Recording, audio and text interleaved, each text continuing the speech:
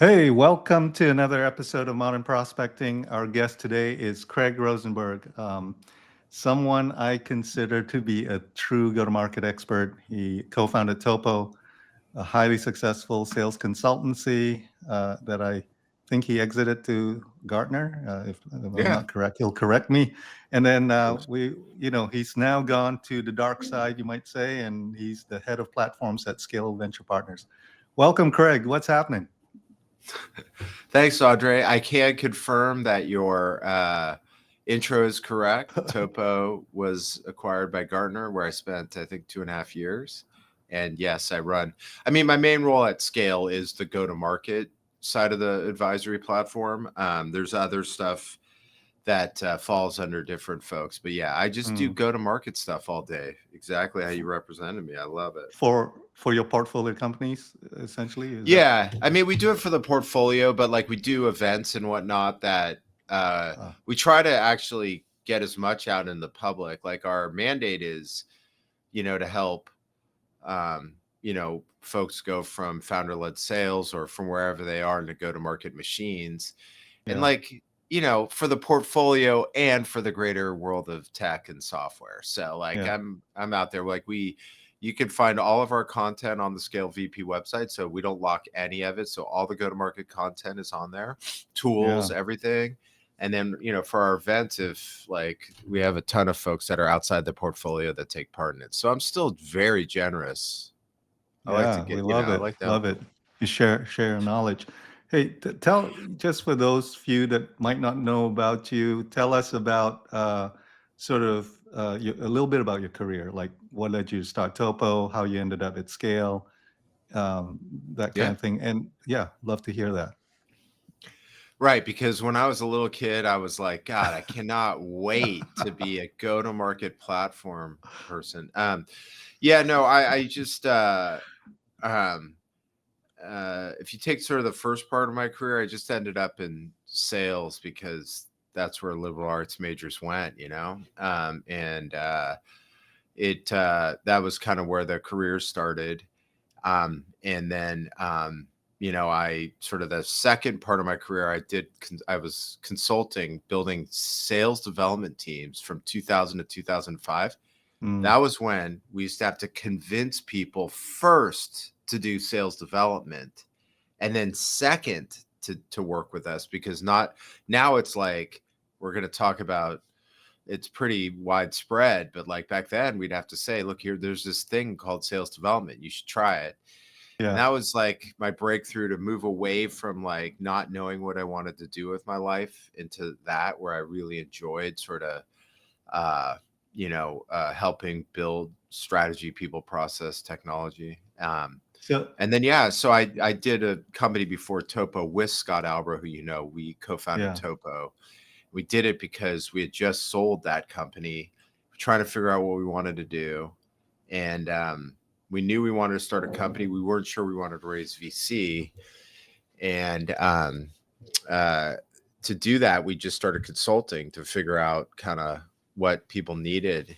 And then we're like, oh my it's a God, good you can way. charge a lot of money in consulting. Yeah, And then we're like, but then we looked, and we still wanted to build a real company that, could potentially have an outcome. So we moved towards a more of an advisory model. And frankly, we just copied Gartner. We did yeah, everything. We copied their contracts, we copied their pricing structure, everything, and built Topo. And the rest is history. yeah. The Yeah, You go had ahead. a you had great events too. That's the thing. I know when I was running Trivia, we sponsored your events. It was great. I loved it. Oh yeah, and Jason was running around doing like That's crazy right. stuff to get attention. Yeah, yeah, I remember that, man. I think Yeah, he we had caused like, I we, forget. we caused Yeah, trouble. yeah. Who definitely, that was, I definitely remember that about Jason. Yeah. So, and then, I didn't know what I was getting into at Scale Venture Partners. I just, my friend Dale, came to me, and I thought he was asking for a referral, and he was actually coming to recruit me. And then I'm like, oh, well, this Mm, sounds really cool. All right. Let's go do it. And it's been awesome ever since. I get to essentially see all the hotness happening in the world of AI and yeah, startups, and yeah. still do what I'm good at, which is help people with their go to market. now that you're on the VC side of the house, like what have you learned or discovered that maybe you didn't know or you didn't have an appreciation for? And I know it's very open-ended, but I was just curious, like you're now on that side, you get to see, the insides and the machinations on the VC side. Like what is it that you've learned or you've observed that maybe you didn't know before? From the dark side. Well, I'll give you one from the Exactly. let me give you one from the light side that sort of confirmed how I feel. This is really interesting because this guy was interviewing me for his book, and he's like, "Well, what do you like about startups?" And I said, "Hope." And he laughed like I was Mm, joking. And I'm like, "No, dude, you don't get it. Like mm, the fun of this is hope. Like yeah, hope is like a really powerful drug, and like you get to work with these folks that are they have hope. They want to start something that could be amazing, and they're working their butt yeah, off, and like hope pervades everything. And if you look at like the people that are happy in their role or in what they're building or not, hope is a key part of that. And so like I kind of forgot that when I went into, a mm-hmm. bigger company like Gartner, and then I come here and it's like that energy Uh, from hope is just killer. So that's on the light side. On the dark, I mean, I'd say on the not the dark side, but on the VC side, on things that I didn't know. Um, I would say it's a positive one, which is what I've learned is, because you kind of have, yeah, I think the sort of negative stories pervade when you're talking about the venture guys and the board. But yeah. I'll just tell everyone this: I have learned that they learn, even though they might fight you on stuff, they learn so much Mm, from you. yeah. Like everything they gather is from watching you, and oftentimes like they like this one of our top guys here, Rory, talks about how like, well, I didn't think it was a good idea, but it turns out it was, and here's what they did. And it's like Yeah. they do most of their learning comes from you know watching you do your thing. I think it Yeah. doesn't always feel that way. Yeah. um so I like I tell agree. people, like, educate them. They want you to. Yeah, go ahead, Yeah. Andre. No, just like the best VCs I know tend to be actually pretty humble and in the sense that they're learners and to Uh-huh. support what you're saying. Yeah, I 100%. Yeah. Yeah, I definitely see that. And I love what you said about the light side of just reminding yourself like the thing you liked about startups was hope. And it's so true, when I started last company Trivio, Jason Jew and I, Jason would always say like, hey, we're selling hopes and dreams. That's what we're doing. That's right. That's right. So Yeah. and if you're doing something really innovative or in a new area, you're not only are you hopeful, you're actually helping your customers become hopeful, right? Because they hope to Yeah, do certain things in the go to market. And yeah. absolutely. Hey, love to first of all, you shared some research that you Uh-huh. had done related to the use of and adoption of AI in sales and marketing that I thought would be really interesting to discuss. I think you call it it's for SaaS metrics, I think. But give us a little background before I have a couple of questions, but just what led you to do this? Who did you, in terms of your sort of sample size of the people that Uh-huh. you gathered, like what was the profile of respondents and that kind of thing. Yeah. Yeah, so we did the research with a company called Benchmark It.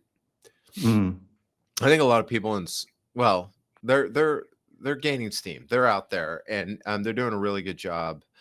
A guy named Ray Reich has been a friend for a long time, and I really wanted to do this study. We did it together. We had about 200 plus, I think 200 plus go to market leaders mm, across all functions. I mean, you can see that in the data. I mean, we had yeah, marketing, sales, SDR, CS people respond.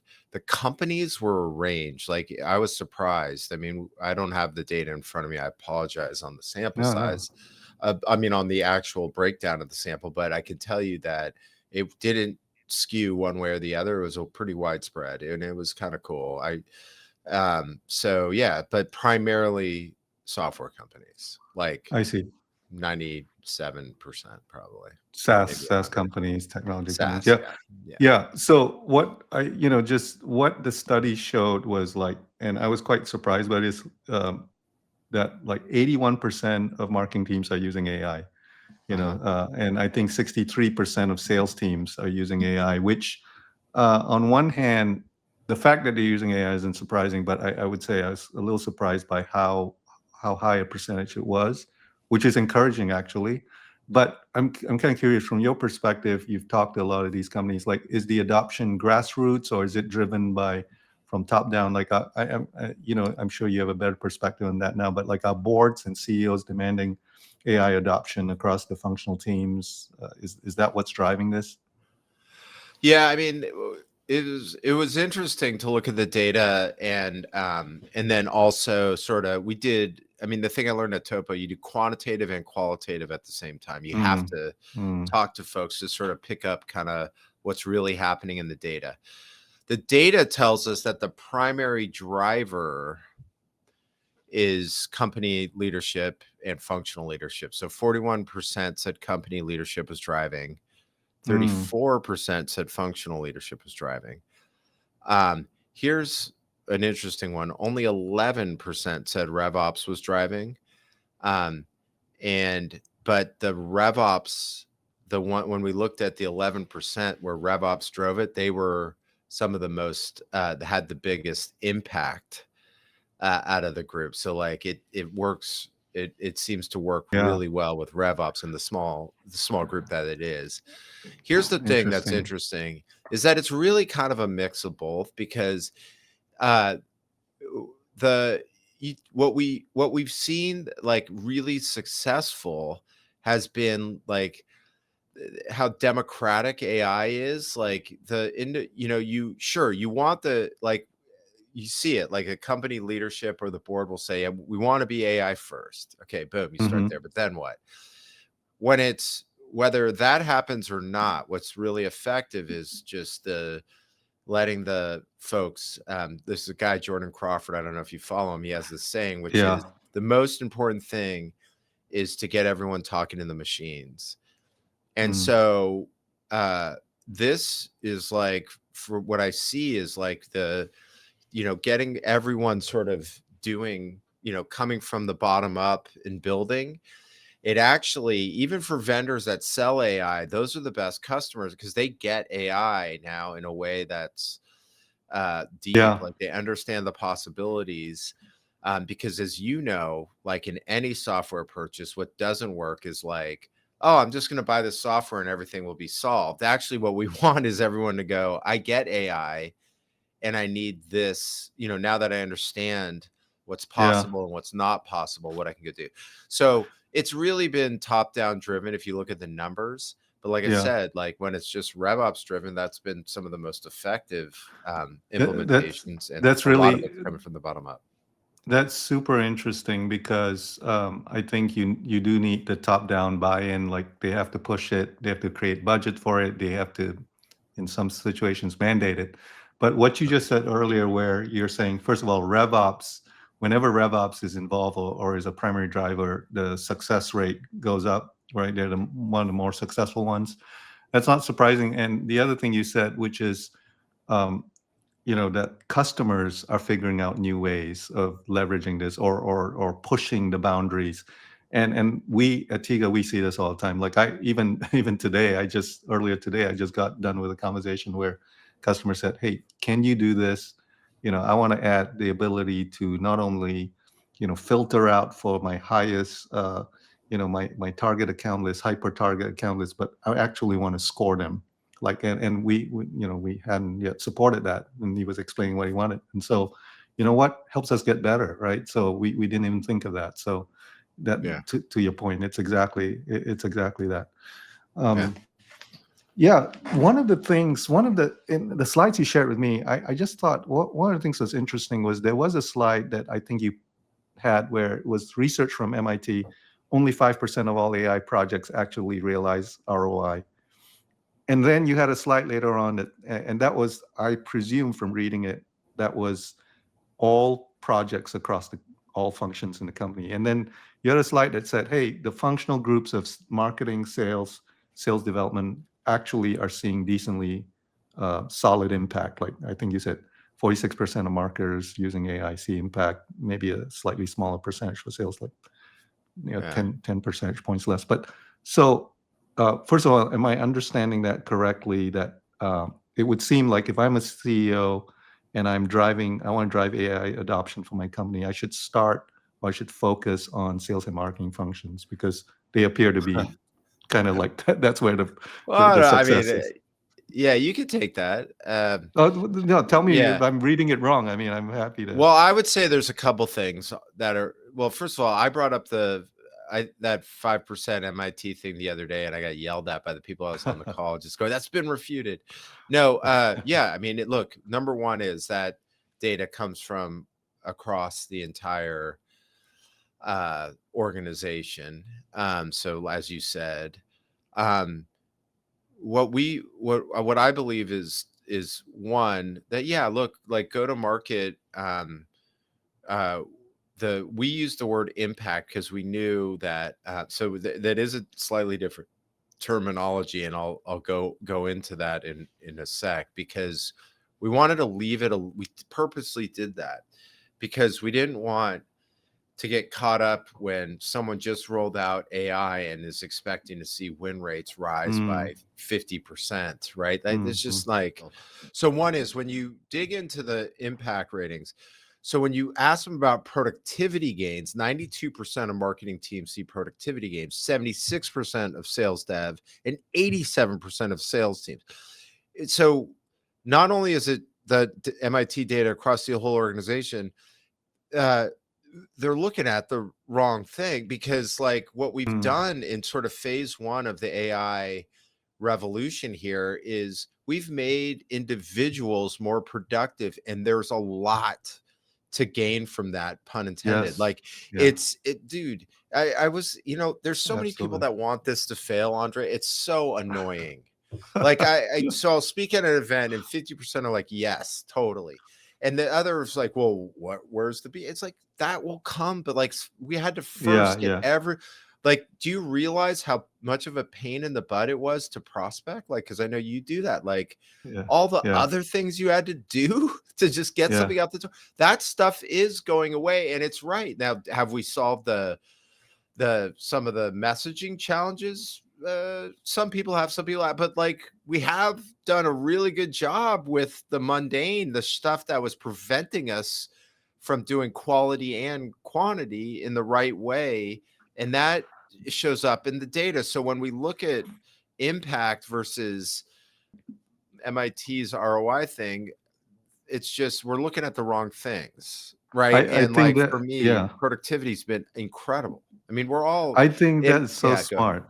No, I think that's so smart to think of it that way, because it's a thoughtful approach, right? Because like ROI is a very high bar, and also, by the way, it depend, it varies depending on what exactly do you mean ROI. It's such a high bar. I think the essence of what you're saying is like, hey, are you getting benefit, and what is the form factor of that benefit? And you're Yeah, saying, hey, in this first phase, the benefit is productivity. People are saving time. They don't have to do mundane work that slows them down. They can execute faster. Maybe it doesn't show up all the time with 10 points improvement in the conversion rate, but for right totally. now, they're become, and just to support that, like just, I mean, literally just this past week, we had two separate customers. One of them, a salesperson, saying, hey, listen, uh, I think that, and they're on a pilot, and this guy said, honestly, I think you're saving me 3 to 4 hours every day.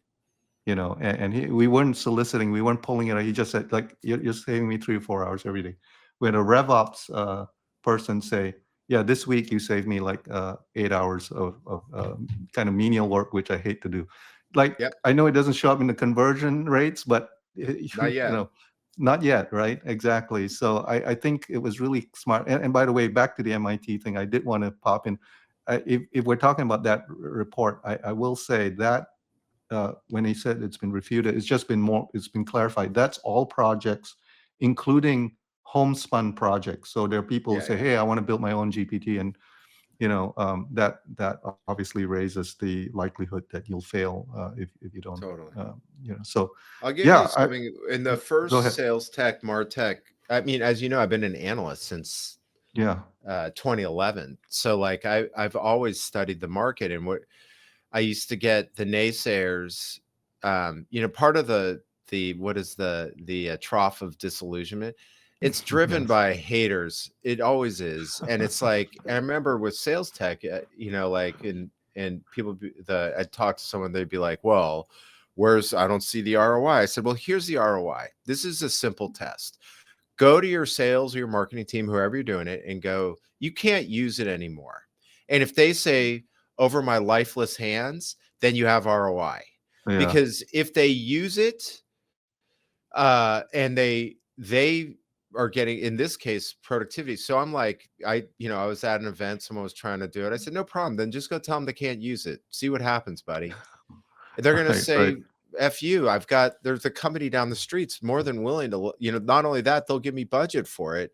Yeah. Like that's, I mean, there's the value being driven on the individual level. And like you said, like you get a story where you get 8 hours back, you know, Yeah. it's Hey. amazing. Some other guy was trying to question me. He's like, well, what are they doing with their time? I said, why are you asking me? Like, yeah, it's your job. The stuff that we're giving time back on is the stuff that they shouldn't have been spending time on, dummy. Like, you got to go, like that what they do with their time after, that's up to you. I just met a company that's doing 30 demos a week, and Wow. I'm like, well, you want to know what they should be doing? Like, how about this? I mean, each rep's doing 30 demos a week. Like, that's 6 a day. Like, Yeah. I mean, I'm not saying everyone's going to do it. Now, I will say this on the ROI side, Andre, one of the issues for the go-to-market AI side, that's why Mm. productivity is so important right now, is it is harder to do go-to-market in general. And the Yes. promise that the AI will do better than you is not a fair, like you're holding the robots up to a standard you haven't figured out yet. That's where we get into trouble. And Yeah. so like I always tell people, embrace phase one, which is like, let's fix productivity issues. And we're doing a Hmm. great job. The Yeah. vendors, the horizontal platforms, they're all doing a great job there. Embrace that. Now, if you want them to solve your MQL to SQO conversion rate, like That's let's yeah. first, yeah, you figure that out first, then AI will be able to supercharge you. But like, if you can't figure out your message, who you sell to, and those things, the tools can help you, Yeah. but not get you there. It's not going to do better. That was, and it Yeah. not yet, not The yet. what so on the productivity side, what are the go-to-market teams how are they leveraging? What are the use cases that they're implementing with AI that is giving them this productivity? Are there categories? Are there different Yeah, patterns of use cases? And maybe you can speak yeah. to that a little bit. For sure, for sure. So we're calling it low hanging fruit use cases. I wouldn't have voted. I think I had a vote. I was the boss on that. But like I mean, these are use cases that make total sense to me because they're a pain in the butt. So like on the marketing side, it's like 97% are using AI to help draft messaging, not to just Yeah. churn out. Everyone always reacts to, no, dude. Like, I don't write anything without getting AI's take on it. It helps me work so much faster. Mm. 73% are doing market research. That makes total sense to me. Like, my God, like marketing spends so much time on the other stuff. Like, and those two things, like that will speed them up and allow them to work on other things. On the sales dev sales side, so you take sales dev, it's 90% helping draft outreach. Thank God. Mm. 87% researching accounts. Thank God. Like, the ability to do research today, man, it is making humans that much better. And then Yeah. 77% enriching lead data. Sales has the same categories, slightly different numbers. So 88% on researching accounts. What I say to sales leaders now is, if you're not doing account research, like what are you doing there? Like, you just Yeah. quit, right? Because now you could do it. 85% for drafting outreach, and 84% for enriching data. Those all make sense, man. Yeah, Like, they what are we do. They doing do. here? What are we doing here? Yeah. Like, that's perfect. So, Yeah, I mean, we're seeing very similar adoption with Tiga users. I would say data enrichment is probably the first use case yep. that that data enrichment or contact enrichment waterfall is researching in our particular product, I think it's usually around identifying unique buying signals, Yeah. and then operationalize. Then the third piece is the thing that you said, operationalizing those signals with like personalized drafting personalized outreach messages at scale. So yeah, they're all I'm kind of curious. This wasn't planned. I was just thinking, like, we still hear people say things like, hey, I'm getting messages that I simply know they're drafted by AI, and so they're sort of like doubting that that's a good use of AI drafting outreach messages. How do you what is the cure, or what is the comeback to that? Is that, hey, look, we should use AI to draft, but the human should be in the loop to review? Or is it that, hey, the tech will eventually get better? Or is it like, hey, I have some people who've said to me, I don't think, I think personalization is cooked in the future because, everyone's going to be thinking it's AI. Well, what are your thoughts? Well, I mean, look,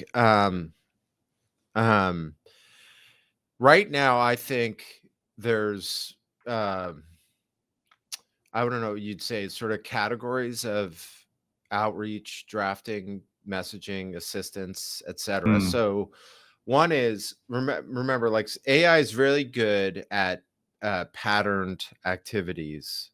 Okay. yep. So like if, for example, you're doing tens of thousands of you sell phone systems to SMB and personalization is not an option, you sort of unlocked, that's like you should not even, like, humans should not even be doing the messages. Inbound Yeah. is like everyone makes this big deal about it. I'm like, on inbound, AI is like everything, because you hired humans to filter everything and then send a template, and like that makes sense. On the outreach, where you're trying to get into an enterprise or whatever, I believe in human in the loop AI. Like, Yeah. I believe it should get you the ideas and the blogging, but humans should be the last line of offense there, Yeah. because that's where people typically don't know you. So AI, like something that looks generic or written by Chat GPT or by something else, is going to harm you versus help you. Yeah. Uh, but it's also impossible to cold start personal outreach. Like the personal outreach of 5 years ago, everyone was claiming wasn't happening. I'm sorry. Like everyone said Mm, they were doing it, they were not. It was too mm, hard. Like I had this story at Topo. This woman, the young woman, 23, we talked about personalization. She was trying to get into Starbucks. It's like, I'm going to get Howard Schultz. Schultz was still running it. And yeah. she spent 2 days with product marketing writing the most amazing message I've ever seen. And he responded. Oh, And wow. everyone made a big deal. And I said, the issue is not that. The issue is you can't do that again, because it'll Yeah. be 2 days before you do. AI will get you to that point faster, but you should have human in the loop on that. And at Absolutely. least today, I do believe that. I believe, be careful on uh subject lines as well. If depending on what you use, I get like 40 outbound messages a day, and the subject lines are all the same. And Yeah. that's bad. So like Yeah. you want to mix, you need humans to be in the loop on that, and that's the most effective thing. I would just tell people, then don't, right, but you still need AI. You need AI for the a lot of the mundane things that go around the Yeah. outreach, and just try by like letting it start you along the right path. And that, in particularly on drafting outreach, the vendors are going to get smarter faster because they're processing so many messages right now. We're just sort of getting this whole world started, and they're just going to Yeah. keep it's going to keep learning and learning.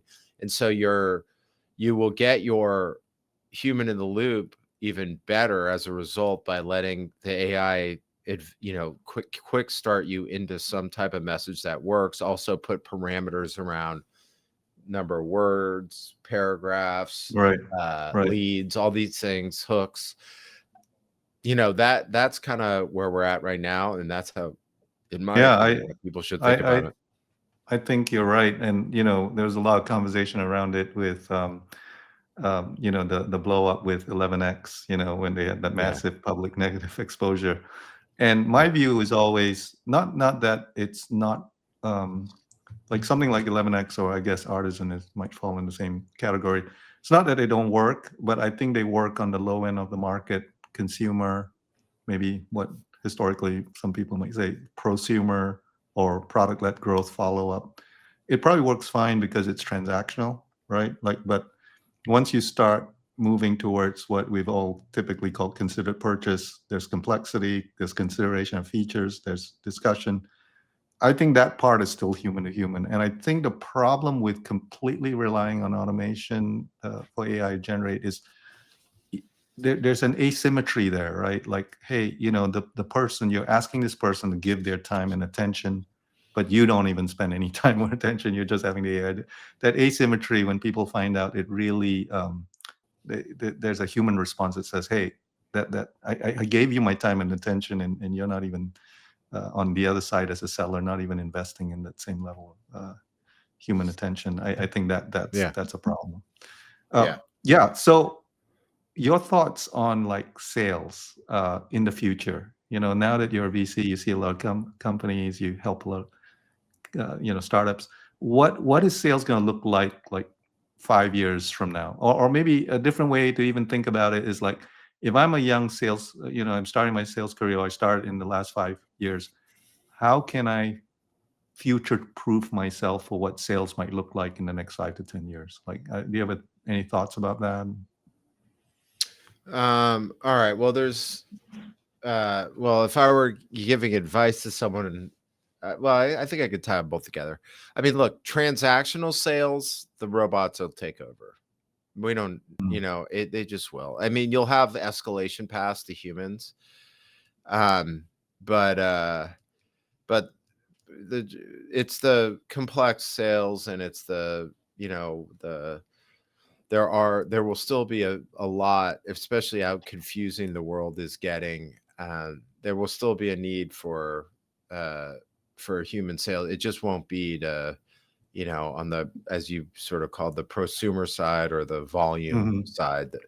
Um, the but for the humans, so if my kids wanted to go into sales, one is you personally should be incented to understand how AI can help you. You will have to be AI centric. And people laugh at that. I'm like, no, dude, my generation.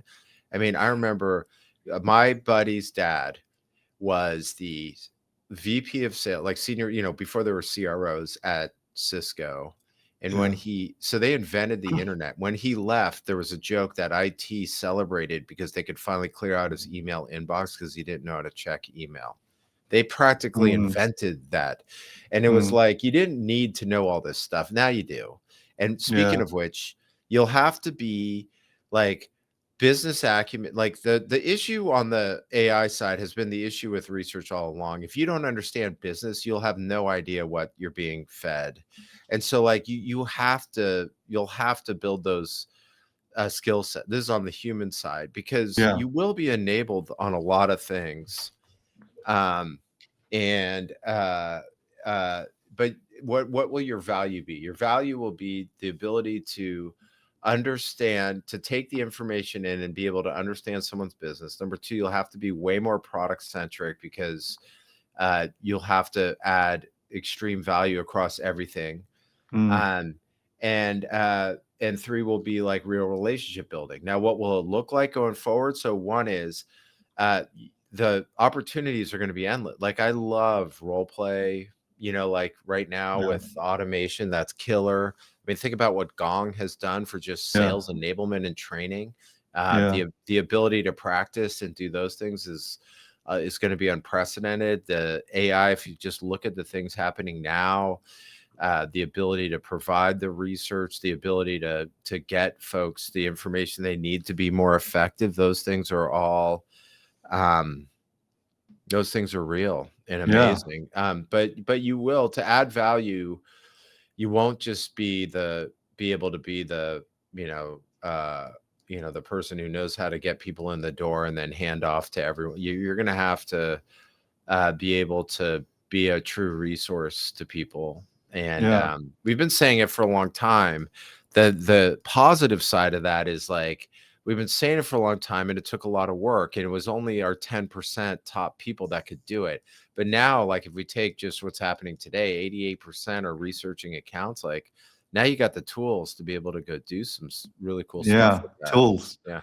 I like that. Tools. It's funny. I was at the Pavilion, the GTM 2025 event, and I think Yeah. Sam Jacobs, his keynote, there was one thing that he said that I thought was notable. He said, the last 15 years we've been trying to focus on playbooks, and he said, I think the future is about tools. And what I got out of what he said was, playbooks are kind of brittle. They're to be copied.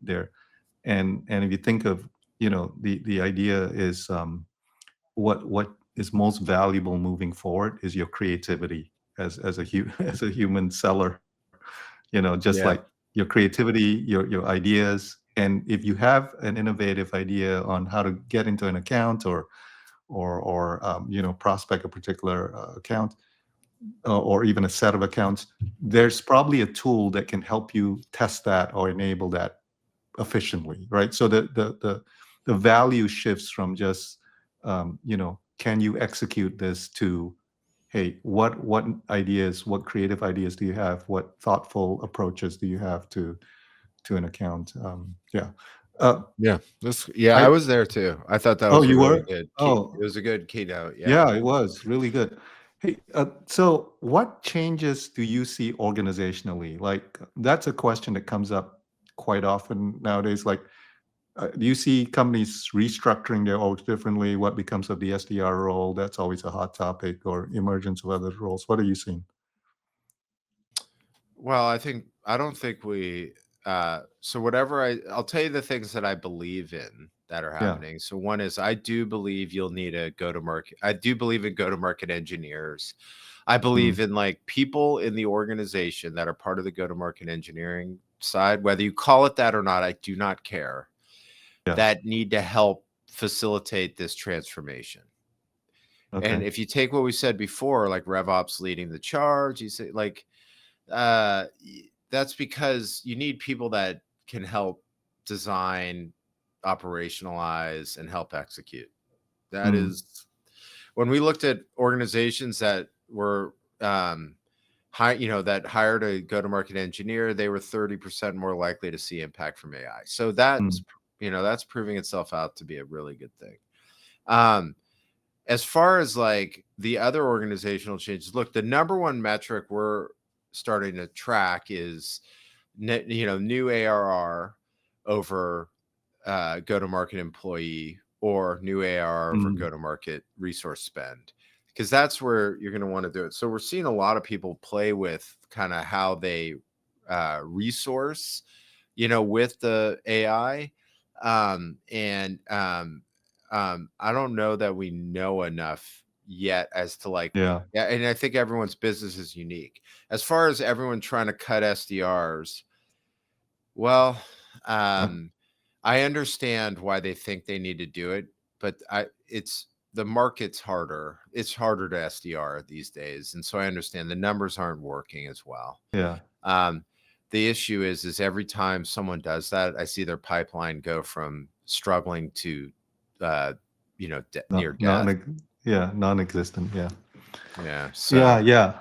It's interesting. I think, when you said you believe in GTM engineers, I probably have a different take. I think that, it depends on how you define GTM engineers. I'm curious how you define it. In your world, are you thinking of them as RevOps people, RevOps professionals, but with this sort of understanding these new set of AI tools? Is that how you're defining it? Is there a material difference between, RevOps and GTM engineering? well, I think the material I view RevOps a little more strategically. Like, I want them to be helping the sales leader with the strategy, Oh, I see. process, org design, those things, not just IT Ma- people. Not just making it work is what you're saying. Yeah. Yeah, yeah, The okay. go It's you need go-to-market engineers because this is, and by the way, they're not just, look, the most common go-to-market engineering archetype is a 25-year-old kid who was an SDR for 2 years, who understands go-to-market, but is incredibly curious, smart, has built their own right. prompts. Fluent with Um, tools, fluent with prompting, that kind of thing.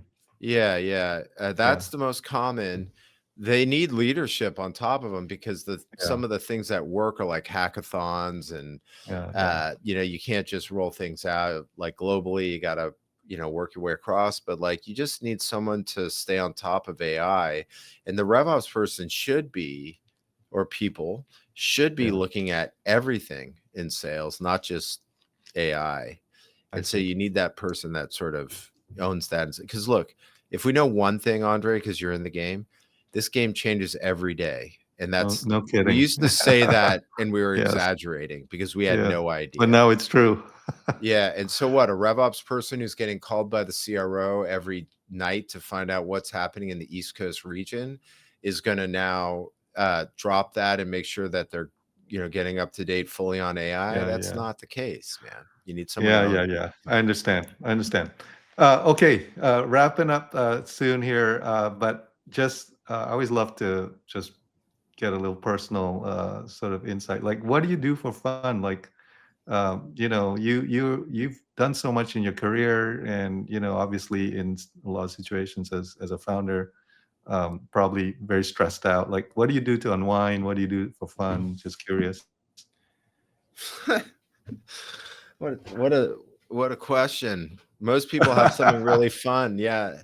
I mean, look, I got 3 young kids, so, like, I'm like, right now my fun is going to a baseball game and spending 2 hours Yeah, in the wind where your kid can have a great game and do one thing over the 2 hours. Um, it's like, but no, I mean, like, honestly, like, um, you know, I that's kind of, my life is still yeah, really busy, so I'm not that interesting. But I have been spending a little bit more just time on myself, but it's really been sort of testing and having fun testing out like all these nouveau ideas for yeah, relaxation and what, like, sound baths and yeah, all yeah, the yeah. kind of fun shit happening. But like, otherwise, I don't have anything that You, interesting for you. I mean, I like to watch college football on Saturdays, but like, well, that's not that that cool, you know? So no, no, you sound like me. Like the joke in my family is like I have no hobbies. I've tried so many, I can't I stick know. with them. Like I have no hobbies. But Yeah. hey, last thing, and impart something for someone who is younger. You've had an amazing career. It's not over yet, but you have an amazing career. And if someone says, "Hey, I would love to learn from Craig," like someone who's super successful like that, what are a couple of tips, either personal life tips or professional tips that you think, hey, along the way, these were the couple pieces of advice I think are like golden, take them to heart. Any thoughts there? Yeah. Okay, one is talk to a minimum of 5 people a week, in business. Hmm. I did 10. I Wow. still probably do 10, but that's the nature of my job. But before then, you gotta just keep meeting people and learning. Like, you Yeah. go to an Yeah. event, I look over and they're hanging out with their buddies on the side, they're going to the booth. It's like, no, Yeah. dude, just go meet someone and find out what they do. Great I'm telling advice. you, man, that is like, that is everything. Yeah, Uh, that's great number advice. Yeah, then number 2 is failure is an option. Don't believe that Hmm. it's not. You gotta go for it, and if you fail, you just keep going. You and I both know tons Yeah. of really rich people that failed multiple times along the Yeah. way, and you Yeah. hear about it, but you feel like, you know,